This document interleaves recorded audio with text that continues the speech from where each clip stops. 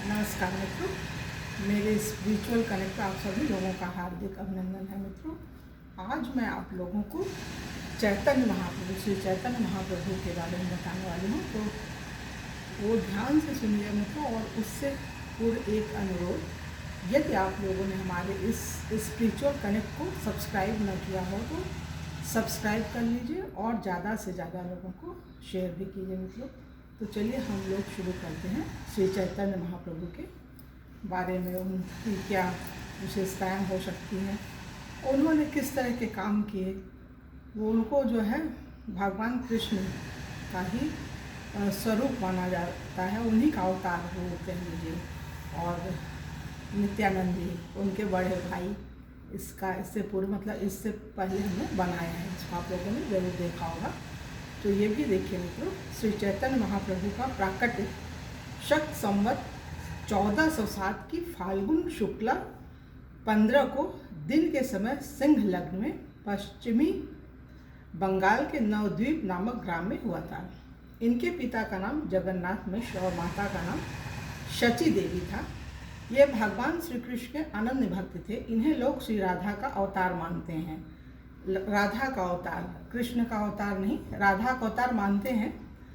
बंगाल के वैष्णव तो इन्हें साक्षात पूर्ण ब्रह्म ही मानते हैं। अब देखिए ये भी है, बंगाल के लोग तो इन्हें साक्षात पूर्ण ब्रह्म ही मानते हैं, मतलब कृष्ण ही भगवान एक तरह से मानते हैं। इनके जीवन के अंतिम 6 वर्ष राधा माधव में ही बीते। इनके जीवन के अंतिम 6 वर्ष राधा भाव में ही बीते। हाँ, ये चीज़ है, राधा मतलब लास्ट के जो 6 साल थे इनके जीवन के, मतलब वो राधा जैसा ही उनकी सोच स्वरूप इस तरह का कुछ हो गया था। तभी उन दिनों इनके अंदर महाभाव के सारे लक्षण प्रकट हुए थे। जिस समय ये श्री कृष्ण के विरह में उन्मत्त होकर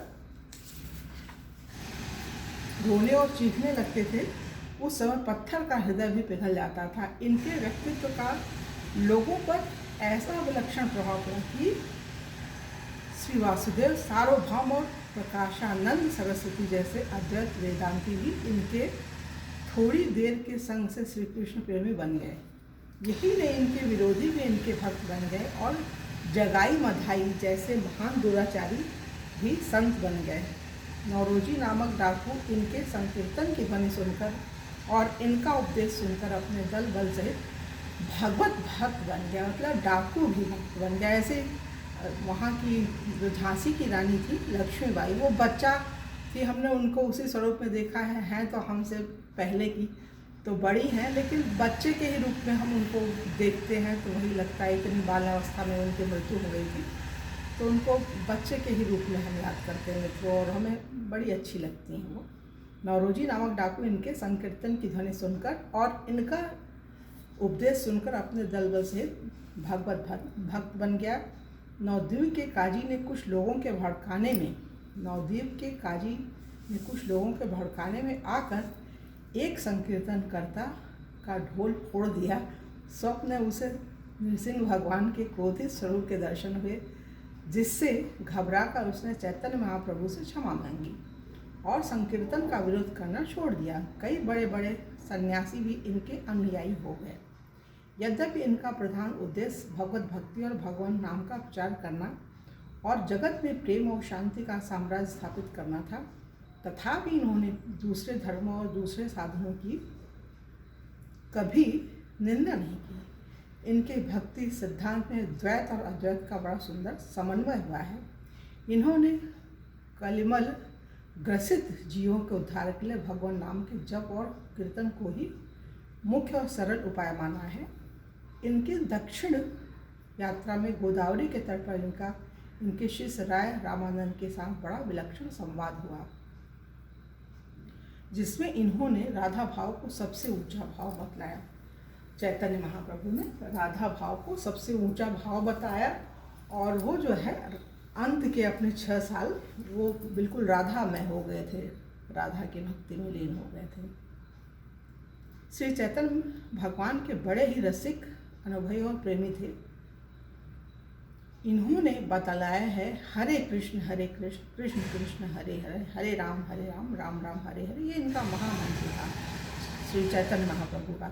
यह महामंत्र सबसे अधिक लाभकारी और भक्त प्रेम को बढ़ाने वाला है। भगवान नाम का बिना श्रद्धा के उच्चारण करने से भी मनुष्य संसार के दुखों से छूटकर भगवान के परम धाम का अधिकारी बन जाता है।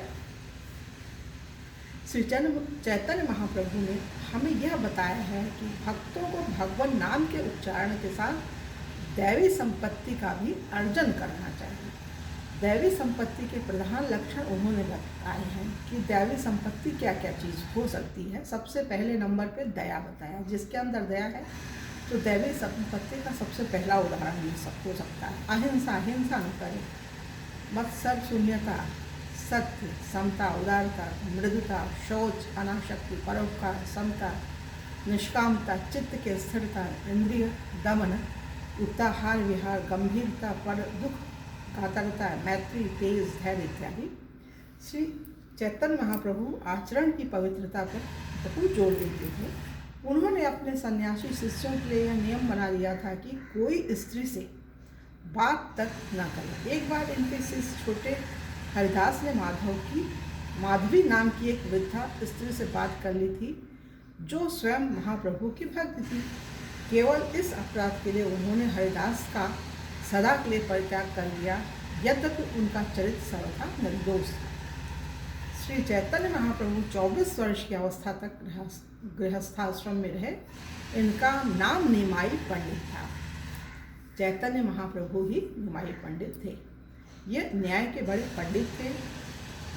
इन्होंने न्यायशास्त्र पर एक अपूर्व ग्रंथ लिखा था, जिसे देखकर इनकी एक मित्र की आंखों में आंसू आ गए, क्योंकि उन्हें यह भय हुआ कि इनके ग्रंथ के प्रकाश में आने पर उनके ग्रंथ का आदर कम हो जाएगा। इस पर श्री चैतन्य ने अपने ग्रंथ को गंगा जी में बहा दिया। कैसा अपूर्व त्याग है। पहली पत्नी लक्ष्मी देवी का देहांत हो जाने के बाद इन्होंने दूसरा विवाह श्री विष्णुप्रिया जी के साथ किया था, पर कहते हैं इनका अपनी पत्नी के प्रति सदा पवित्र भाव रहा। 24 वर्ष की अवस्था में इन्होंने केशव भारती नामक सन्यासी महात्मा से सन्यास की दीक्षा ग्रहण की।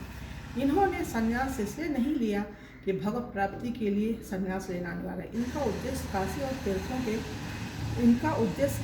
काशी आदि तीर्थों के सन्यासियों को भक्ति मार्ग में लगाना था। बिना पूर्ण वैराग्य में ये किसी को सन्यास की दीक्षा नहीं देते थे। इसलिए इन्होंने पहली बार अपने शिष्य रघुनाथ दास को सन्यास लेने से मना किया था।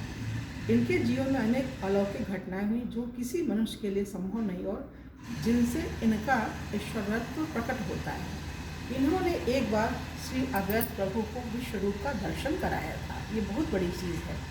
इन्होंने एक बार श्री अद्वैत प्रभु को विश्व रूप का दर्शन कराया था तथा नित्यानंद प्रभु को एक बार शंख, चक्र, गदा, पद्म, सारंग, धनुष तथा मुरली लिए हुए षड्भुज नारायण के रूप में दूसरी बार 2 हाथों में मुरली और 2 हाथों में शंख चक्र लिए हुए चतुर्भुज रूप में और तीसरी बार द्विभुज श्री कृष्ण के रूप में दर्शन दिया था। मतलब 3 बार दर्शन दिया था। इनकी माता सची देवी ने इनके अभिनंद हृदय श्री नित्यानंद प्रभु और इनको बलराम और श्री कृष्ण के रूप में देखा था। गोदावरी के तट पर राय रामानंद के सामने ये रसराज श्री कृष्ण और महाभाव श्री राधा के युगल रूप में प्रकट हुए थे, जिसे देखकर राय रामानंद अपने शरीर को नहीं संभाल सके और मूर्छित होकर गिर पड़े। अपने जीवन के शेष भाग में जब ये नीलाचल में रहते थे, एक बार ये बंद कमरे से बाहर निकल आए थे। उस समय इनके शरीर के जोड़ खुल गए, जिससे इनके अवयव बहुत लंबे हो गए। एक दिन इनके अवयव कछुए के अवयवों की भांति सिकुड़ गया और ये मिट्टी के लोधे के समान पृथ्वी पर पड़े रहे। इनके जीवन में कई चमत्कार सामान्य रूप से भी दृष्टिगोचर होते थे। उदाहरण के लिए श्री चैतन्य चरितामृत में लिखा है कि इन्होंने कई कोढ़ियों और अन्य असाध्य रोगों से पीड़ित रोगियों को रोग मुक्त कर दिया। दक्षिण में जब ये अपने भक्त नरहरि सरकार ठाकुर के गांव श्रीखंड में पहुँचे, तब नित्यानंद प्रभु को मधु की आवश्यकता हुई। इन्होंने उस समय एक सरोवर के जल को शहद के रूप में पलट दिया, जिससे आज तक वह तालाब मधु पुष्करणी के नाम से विख्यात हुआ है। इस प्रकार भगवान श्री कृष्ण की अत्यंत सुंदर परम महान श्री गौर चंद्र के रूप में अवतरित हुए तथा संन्यास लेने के उपरांत श्री कृष्ण चैतन्य इस नाम से जगत में विख्यात हुए। श्री महाप्रभु जी के अवतार के पूर्व संपूर्ण गौड़ देश के लोग भक्ति का लेश मात्र भी नहीं जानते थे, परंतु श्री महाप्रभु जी ने हरि बोल की मंगलमय नाम ध्वनि सुनाकर सबको प्रेम सागर में डुबा दिया। आपके एक एक पार्षद वैष्णव शिरोमणि एवं जगत के समस्त प्राणियों का उद्धार करने में समर्थ हुए। करोड़ों अजामिल भी जिनकी दुष्टता पर न्यौछावर हैं, ऐसे जगाई मधाई सरीखे पापियों को भी आपने प्रेम में मग्न कर दिया। श्री चैतन्य महाप्रभु के अंतिम 12 वर्ष कृष्ण विरह में दिव्योन्माद की स्थिति में बीते। आप पुरी के गंभीरा मंदिर में प्रायः भावावेश में रोते बिलखते रहते। अंत में शक संवत 1455 में आषाढ़ मास में एक दिन के तीसरे प्रहर में आप दौड़ते हुए सीधे जगन्नाथ जी के मंदिर में प्रवेश कर गए और महाप्रभु में ही लीन हो गए। महाप्रभु श्री चैतन्य महाप्रभु में ही लीन हो गए। ये चीज़ है मित्रों। तो ये यहाँ पे इनकी ये जीवनी कह लीजिए ये पूरी होती है श्री चैतन्य महाप्रभु दास जी। और कल के वीडियो में तो हम आप लोगों से श्री सूरदास जी के बारे में बताएंगे। तो तब तक के लिए जय हिंद, जय भारत। ओम शांति, ओम शांति, ओम शांति।